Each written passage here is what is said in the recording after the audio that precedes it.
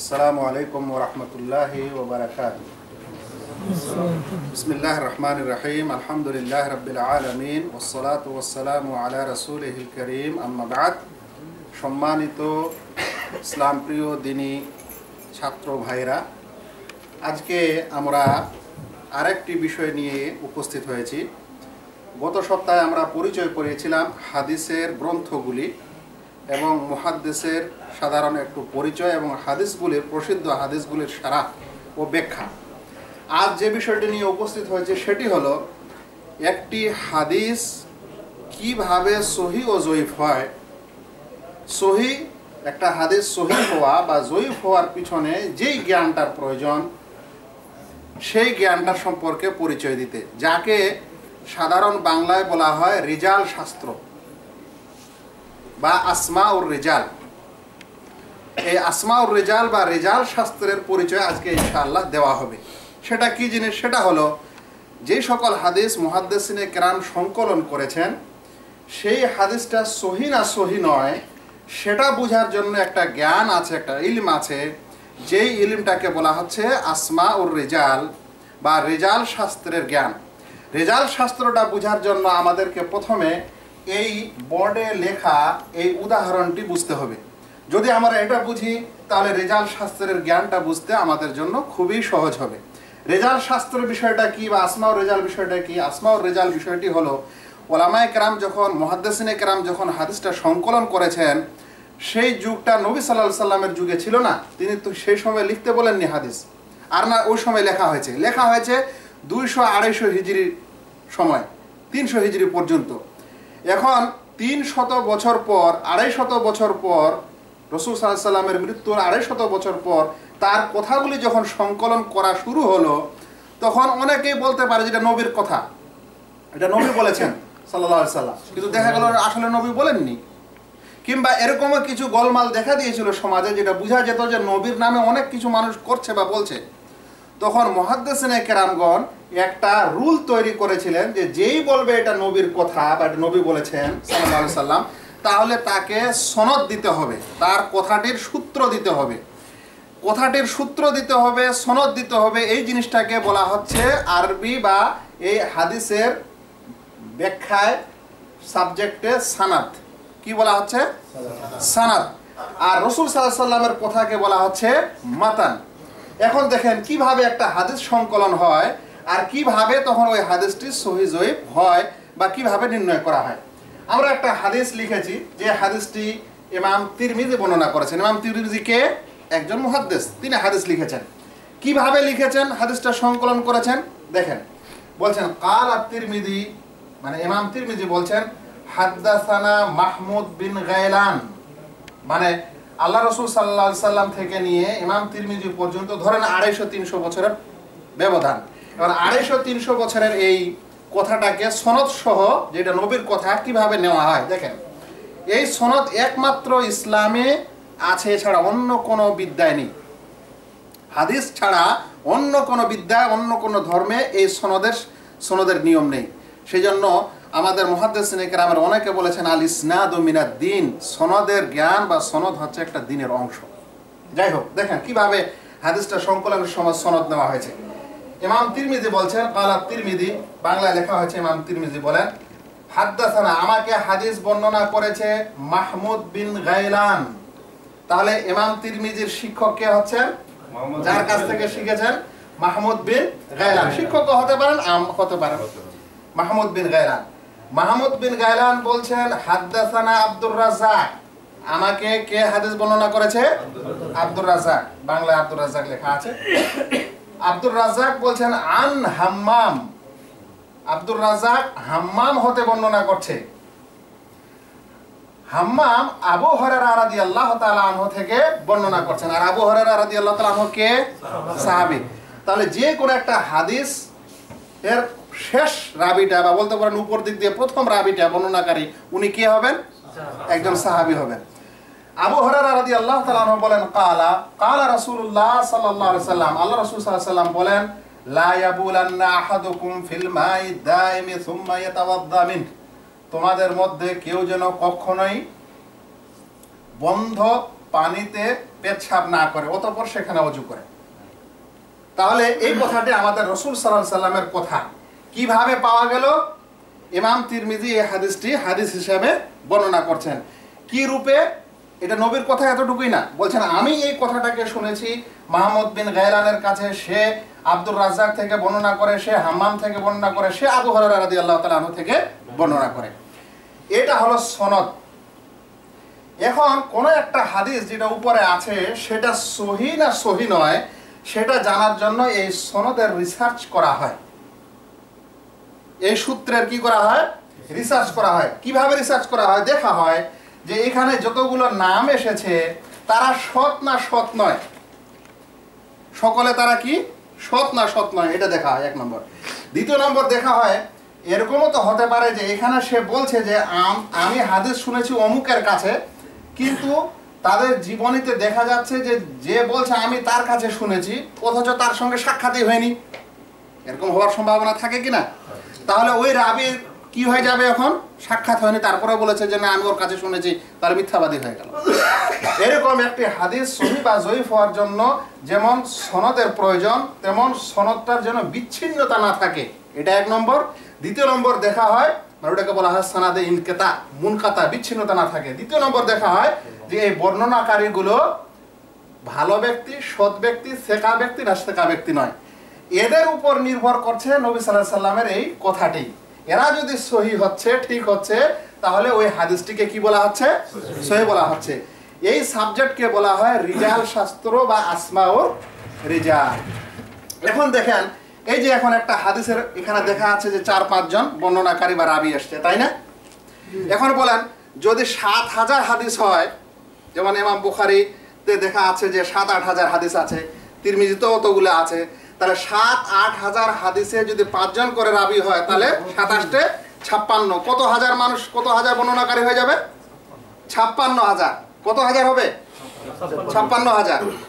তাহলে চিন্তা করছেন যে কতগুলো রাবী আছে? তাহলে এটা একটা হাদিসের এতগুলো যদি হয় তাহলে 2-4টা হাদিসের কতগুলো হবে? হাজার হাজার রাবী আছে। এখন একটা হাদিসকে সহিহ ও জয়ীফ জানতে হলে ওই সকল বই পড়তে হবে যে সকল বইতে এই সকল রাবীর পরিচয় তুলে ধরা হয়েছে। এবার আসেন যে সকল বইতে এই সকল রাবীর পরিচয় দেওয়া হয়েছে ওগুলো কোন বই? তার মধ্যে দেখেন 1 নম্বর একটা বই দেখাচ্ছি, যে বইটির নাম হচ্ছে তাহযীবুল কামাল ফি আসমাইর রিজাল। আসমায়ে রিজাল, ওই যে সনদের ওগুলাকে বলা হচ্ছে রিজাল। রিজালের পরিচয়, রিজালের নাম মানে সনদের বর্ণনাকারীদের নাম, তাদের বিষয়ে এই বইটি লেখা আছে। কত খণ্ডে চিন্তা করছেন? লেখক হচ্ছেন ইমাম বিজ্জি। এটা প্রথম খণ্ড থেকে নিয়ে দেখা যাচ্ছে 35 খণ্ড পর্যন্ত।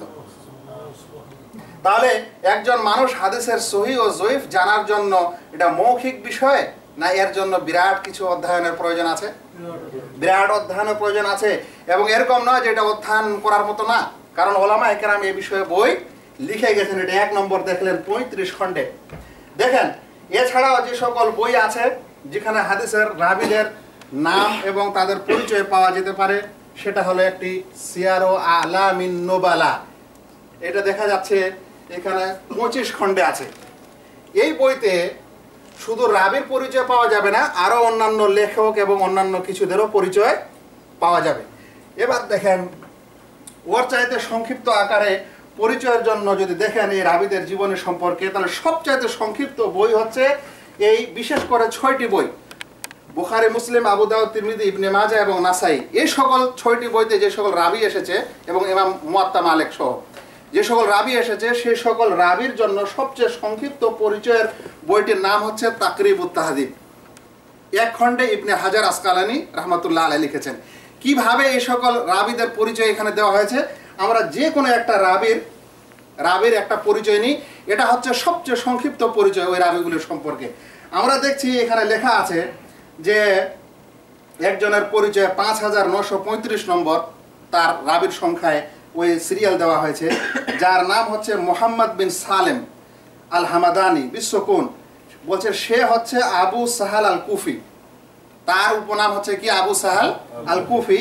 বলছেন যায়ীফুম মিনাস সাদেশা, সে জয়ীফ 6ষ্ঠ তবকার বা 6ষ্ঠ স্তরের বর্ণনাকারী। তাহলে এরকম যদি কোনো রাবি আসে তাহলে সহি না জয়ীফ কোথায় পাওয়া যাবে জিনিসটা? এই সকল রেজাল্ট শাস্ত্রের বইতে পাওয়া যাবে। আমরা দেখলাম সবচেয়ে সংক্ষিপ্ত আকারের একটি বই। এর চাইতে যেটা একটু বিশ্লেষণ করা আছে সেটা হলো তাহজিব ও তাহজিব। এখানে দেখা যাচ্ছে এই তাহজিব ও তাহজিব 12 খণ্ডে আছে। কত খণ্ডে? 12 খণ্ডে। ওটা খুবই সংক্ষিপ্ত। এখানে কি করা হয়েছে, এখানে দেখা যাচ্ছে একজন রাবি যখন তার নাম লেখা হচ্ছে এই তাহজিব ও তাহজিবে, তখন মনে করে নেন যে একজনের নাম হলো হাজম বিন আবি হাজম আল মুহরান, বলছে যে তার নাম বলছে আবু আব্দুল্লাহ আল বাসারি, তারপরে বলছেন সে কার কাছ থেকে বর্ণনা করেছে, মানে সে যে একজন হাদিস বর্ণনাকারী, সে কার কার কাছ থেকে হাদিস বর্ণনা করেছে এবং তার থেকে কে কে হাদিস বর্ণনা করেছে। তাহলে চিন্তা সুবিধা হবে না? এক নামের বহু মানুষ হতে পারে। এটা যখন জানবেন যে ও কার কাছ থেকে শিখেছে এবং ওর কাছ থেকে কে শিখেছে, তাহলে পরিচয় সহজ হয়ে গেল। তারপরে বলেছে যে উনার সম্পর্কে ওলামায়ে কেরামের মুহাদ্দিসিনের রায় কি বলছেন, কালা আহমদ ও ইবনু মাইন সিকা, আহমদ এবং ইবনু মাইন বলছেন তিনি সৎ ব্যক্তি। এইভাবে তার পরিচয়গুলো তুলে ধরা হয়েছে এবং সে সৎ না অসৎ তার বর্ণনা দেওয়া হয়েছে। এই সকল রাবি এবং হাদিসের সহি জয়ীফ জানার জন্য এমনও জিনিস এসেছে যে শুধুমাত্র আল কোনা ওয়াল আসমা একটা বইয়ের নাম, এখানে দেখেন 2য় খণ্ডে 2 খণ্ডে আছে। এই আল কোনা ওয়াল আসমা এই বইটি 2টি খণ্ড এই কারণেই যে আরবদের নামের একটা সিস্টেম হলো এদের উপনাম একটা থাকে, আবু আব্দুল্লাহ, আবু আব্দুর রহমান, অরিজিনাল নাম থাকে না। রাবিদের মধ্যে এরকম উপনাম আছে। তো ওই উপনামগুলি যেগুলো আছে ওদের পরিচয়ে কয়টা খণ্ড হয়ে গেছে? 2টা খণ্ড হয়ে গেছে। তো আমাদের এই লাইব্রেরিটা কোনো রিসার্চের জন্য লাইব্রেরি নয়, তবে যতটুকু দ্বারা একটা লাইব্রেরিতে কিছু কাজ চলা যায় এরকম জিনিস, রিসার্চের জন্য আরো ব্যাপক। দেখেন এরপরে আমাদের ওই সকল ওলামা যারা এই বিষয়ে হাদিসটা সহি না জয়ীফ রাবিদের পরিচয় তুলে ধরার চেষ্টা করেছেন বা লিখেছেন, শ্রম দিয়েছেন, তার মধ্যে এটি একটি হচ্ছে কিতাবুস সিকাত ইবনে হিব্বান। ইবনে হিব্বানের একটি হাদিস আছে সহি ইবনে হিব্বান। তিনি হচ্ছেন এই সকল রাবিদেরও রেজাল্ট শাস্ত্রেরও একজন পণ্ডিত। তিনার মৃত্যু হয়েছে 354 হিজরিতে। তাহলে আজ থেকে কত বছর পূর্বে? 354 হিজরিতে তার মৃত্যু। তাহলে ওই সময়ও তিনি বই লিখছেন, যে লেখা আছে তার কিতাবুস সিকাত, অর্থাৎ সেকা রাবি, সৎ রাবিদের বর্ণনা। তিনি লিখেছেন 9 খণ্ডে। তারপরে একটা বই দেখেন লেখা আছে আল ইলাল লিদারাকুতনি, ইলাল মানে 10। দারাকুতনি মুহাদ্দিস, তিনি এত পণ্ডিত ছিলেন যে সবচেয়ে বেশি তিনি খেত যে কোন একটা হাদিসের বাহ্যিক দৃষ্টিটা পুরোটাই সহি, কিন্তু তাতে কিছু সূক্ষ্ম দোষ আছে। ভালো ডাক্তার চিনেন না, যিনি মানুষের কিছু আলামত দেখে বুঝতে পারেন যে এর অমুক অসুখ আছে, তো তিনি আর এটা জ্ঞান ছিল যে হাদিসগুলোর মধ্যে কি দোষ ত্রুটি আছে, সূক্ষ্ম দোষ। তার এই সকল এলাল এবং তার এই দোষ ত্রুটিগুলো রাবিদের সম্পর্কে বর্ণনা করতে গিয়ে 11 খণ্ডে বই হয়েছে। তারপরে আরেকজন জারাহ ওয়া তাদিল, তিনি হচ্ছেন রাজি, জারাহ ওয়া তাদি আবু হাতিম। কথা হলো যে তারা সকলে এই হাদিসের রাবি এবং হাদিসের রাবিগুলোর সহি না জয়ীফ, সেকা না সেকা নয়, সৎ না অসৎ, এ সম্পর্কে তারা আলোচনা করছেন এবং নির্ণয় করে গেছেন যে কোনটা সেকা এবং কে সেকা নয়। এ সম্পর্কে আরও কিছু বই আছে যে শুধুমাত্র যখন বর্ণনাকারের পরিচয় আসলো তখন দেখতে পাচ্ছেন যে কিছু সাহাবীর নাম অবশ্যই আসবে, কারণ সাহাবী হচ্ছেন আল্লাহ রাসূল সাল্লাল্লাহু আলাইহি ওয়াসাল্লামের হাদিসকে বর্ণনাকারী। সেই জন্য শুধু সাহাবীর পরিচয়ের জন্য দেখেন লেখা আছে আল ইসাবা ফি তামইজিস সাহাবা, ইবনে হাজার আসকালানী লিখেছেন। দেখেন লেখা আছে উসদুল গাবা, লেখা আছে উসদুল গাবা ফি মারিফাতিস সাহাবা, সাহাবীদের পরিচয় সম্পর্কে এই বই উসদুল গাবা। এরকম বহু, মানে এখানে 1-2টা আপনারা দেখছেন, এরকম বহু বই লেখা আছে। এইভাবে তাবেঈনদের পরিচয় আছে। এইভাবে পুরুষদের মধ্যে যারা জয়ীফ তাদের জন্য লেখা আছে বই। দেখেন ইবনে আদির একটা বই লেখা আছে আল কামিল ফি দুআফাইর রিজাল, ও 8 খণ্ড পর্যন্ত আছে। যারা জয়ীফ রাবি কিন্তু পুরুষ, তাদের বর্ণনা এটা। এরকম আবার মহিলাদের ক্ষেত্র হতে পারে, আবার অন্য ক্ষেত্র হতে পারে। ইমাম বুখারী রাহমাতুল্লাহ আলাইহি, সবাই জানেন ইমাম বুখারী শরীফ লিখেছেন। ইমাম বুখারী রাহমাতুল্লাহ আলাইহি একজন রিজাল শাস্ত্র এবং সহি জয়ীফের বিষয়ে বিশেষ পণ্ডিত। তার একটা বই আছে দেখেন কিতাবুত তারিখ আল কাবির। কি নাম বইটা? কিতাবুত তারিখ আল কাবির। এটা 7 খণ্ডে আছে। তার এটা আরেকটা বই আছে তারিখ আস সাগীর, সেটা কত খণ্ডে বা এখানে এটা নাই। তাহলে ইনি হচ্ছেন ইমাম বুখারী, যিনি ওই সময়ে যেমন ইমাম বুখারী শরীফ লিখেছেন তেমন এই কিতাবুত তারিখ আল কাবিরও লিখেছেন, যেখানে হাদিসদের বর্ণনা এবং রাবিদের বর্ণনা তিনি সেখানে তুলে ধরেছেন।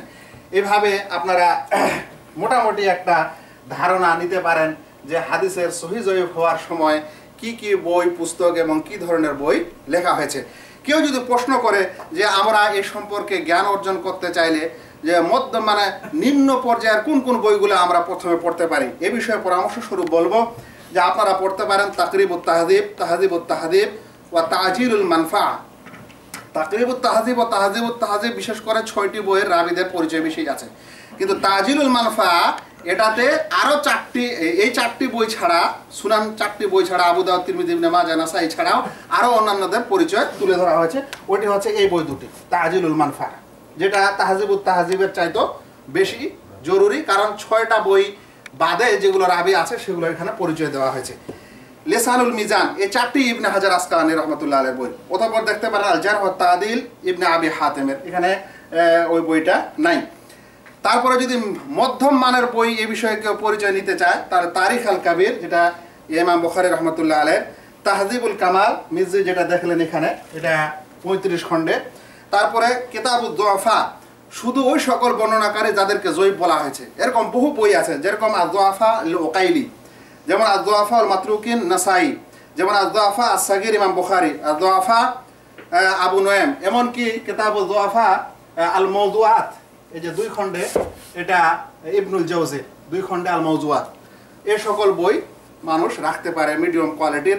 এর চাইতেও বেশি যদি জানতে চায় তাহলে তারিখে দিমাশক, তারিখে বাগদাদ এবং যাবতীয় আসমা ও রিজালের অন্যান্য বই মানুষ পড়তে পারে। এ সম্পর্কে একটি কথা না বললে আলোচনা সংক্ষিপ্ত থেকে যাবে, যে এর আগে যেমন মুহাদ্দিসিনে কেরামরা হাদিসকে সহিহ জয়ীফ নির্ণয় করার জন্য এই সকল জ্ঞান ও ইলমের চর্চা করেছেন, আমাদেরকে দিয়েছেন, এই যুগেও এই যুগের শ্রেষ্ঠ মুহাদ্দিস শেখ আলবানী রাহমাতুল্লাহ আলাইহি সহিহ সিলসিলাতুল আহাদিস আস-সাহিহা এবং সিলসিলাতুল আহাদিস আজ-জয়ীফাও লিখেছেন, যেখানে এমন হাদিসগুলি তিনি সংকলন করেছেন যেগুলো জয়ীফ, এমন হাদিস সংকলন করেছেন যেগুলো সহিহ। তার সংকলিত এই নামটি আমাদের সমাজে অনেক আমরা জানি, কিন্তু বইগুলো দেখিনি। দেখেন, এটা হচ্ছে সিলসিলা সাহিহা, অর্থাৎ সিলসিলা সহিহ হাদিস সিরিজ, যেটা 1 থেকে 300 হাদিস প্রথম খণ্ডে আছে। শেষ খণ্ডতে যেটা আছে সেটা হাদিস সংখ্যা হচ্ছে 4035। আমাদের এখানে যতগুলো কপি আসছে 4035টি হাদিস তিনি সহিহ হাদিস সংকলন করেছেন, যার নাম দিয়েছেন সিলসিলাতুল আহাদিস আস-সাহিহা। জয়ীফ হাদিস যেটা তিনি সংকলন করেছেন ওটা সহিহ হাদিসের চাইতে অনেক বেশি। দেখেন, জয়ীফ হাদিসের সংকলন করার তার খণ্ডগুলি হচ্ছে 13টি। কত খণ্ড? 13 খণ্ড। 13 নম্বর খণ্ডে কত নম্বর হাদিসের তিনি জয়ীফ হাদিসের বর্ণনা দিয়েছেন? 6500।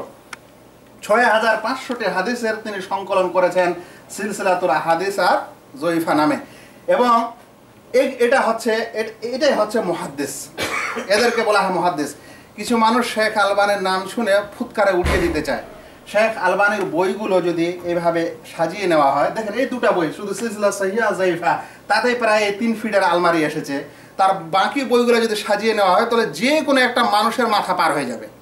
তো যার লেখা বইগুলি তার বরাবর, সে মানুষ এরকম শেখ আলবানীর উপর চট করেই কথা বলে। আমি বলছি না যে শেখ আলবানীর রহমতুল্লাহ আলাইহির কোনো ভুল নেই, কিন্তু চট করেই কথা বলেন, শেখ আলবানীর সম্পর্কে মন্তব্য দেন, যার বইগুলো দাঁড় করালে একটা মানুষের চাইতে বেশি উঁচু যেতে পারে। হ্যাঁ, প্রত্যেক মানুষের কম বেশি ভুল আছে। একজন মানুষ যখন 6000 10,000 হাদিস নিয়ে আলোচনা করে, সমালোচনা করে, তখন তার মধ্যে 6টা 10টা হাদিসের যে ভুল ত্রুটি হতে পারে না, এরকম নয়। যাই হোক, শেষ কথা একটা আর বলে দিই, সেটি হলো এই যে এখন বলেন কিছু মানুষ আমাদের সমাজে আছেন যারা চট করে বলেন নবীর হাদিস কি আর জয়ীফ হয়? কি বলে, হাদিস কি জয়ীফ হয়? সত্যিকারে বলতে দুঃখ লাগে, এরকম মানুষ এরকম জ্ঞানের হাওয়া বাতাসটা পর্যন্ত পায়নি।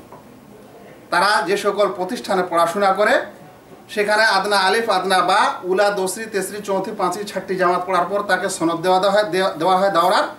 তাকে একটা হাদিস তাখরিজ করাতে শেখানো হয় না। একটা হাদিস কিভাবে সহিহ জয়ীফ হয়, রাবিগুলার কিভাবে পরিচয় খুঁজতে হয়, কোন বইতে যেতে হয়, সেই সম্পর্কে তাকে জ্ঞান ও নলেজ দেওয়া হয় না।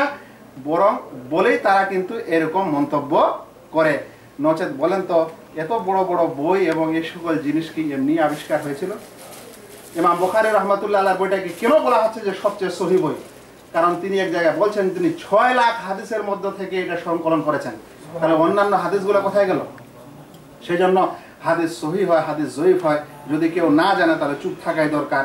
আর যদি জানে, বিশ্বাস করে, তাহলে নিজে না পারলে এই সকল ওলামায়ে কেরামের যেটা জ্ঞান ও উদ্ধৃতি আছে এবং যার মাধ্যমে তারা সহি ও জয়ীফ হাদিসের বর্ণনা দিয়ে থাকেন, সেগুলি যেন সে মানে বা সেগুলি সম্পর্কে যেন সে অহেতুক কোনো মন্তব্য না করে, যতক্ষণে ওই সম্পর্কে শক্ত কোনো জ্ঞান তার মধ্যে না থাকে। নচেত সেগুলো মানাযোগ্য, যদি তাতে কোনো ভুল প্রকাশ না হয়। আশা করি বুঝেছেন। যেই কথা শেষ পর্যন্ত বলতে চাই সেটি হলো যে হাদিসের সংকলন হয়ে গেছে, একটা যুগ চলে গেছে। হাদিসগুলি সহি জয়ীফ সকল মুহাদ্দিস এই শর্ত দেননি যে আমি সব সহি হাদিস সংকলন করব, ইমাম বুখারী এবং ইমাম মুসলিম ছাড়া। এরপরও কিছু যতগুলো হাদিসের বই আছে, যেটা আমরা গত সপ্তাহে পড়েছি ও দেখেছি, সেই সকল বইয়ের মধ্যে অনেকেই সহি জয়ীফ হাদিস আছে। ওগুলো জানার জন্য এই সকল জ্ঞানের দরকার আছে, যেটা একটা জ্ঞানের সমুদ্র। এতখানি কে যদি জ্ঞান অর্জন করে, তাহলে তখন সে কোনো হাদিসের সহি জয়ীফ সম্পর্কে কিছু বলতে পারে। এবং আজকের এইটা একটা ধারণা মাত্র, নচেত এখানে আরও অনেক কিছু আছে। আল্লাহ তাআলার কাছে দোয়া করি আল্লাহ যেন আমাদের প্রত্যেক ভাইকে আমাদের এই জ্ঞান অর্জন করার এবং ওলামায়ে কেরামের এই খিদমতকে সম্মান করার এবং তা আগ্রহের সাথে গ্রহণ করার তৌফিক দান করেন। আমিন। ওয়া মা আলাইনা ইল্লাল বালাগ। আসসালামু আলাইকুম ওয়া রাহমাতুল্লাহি ওয়া বারাকাতুহু।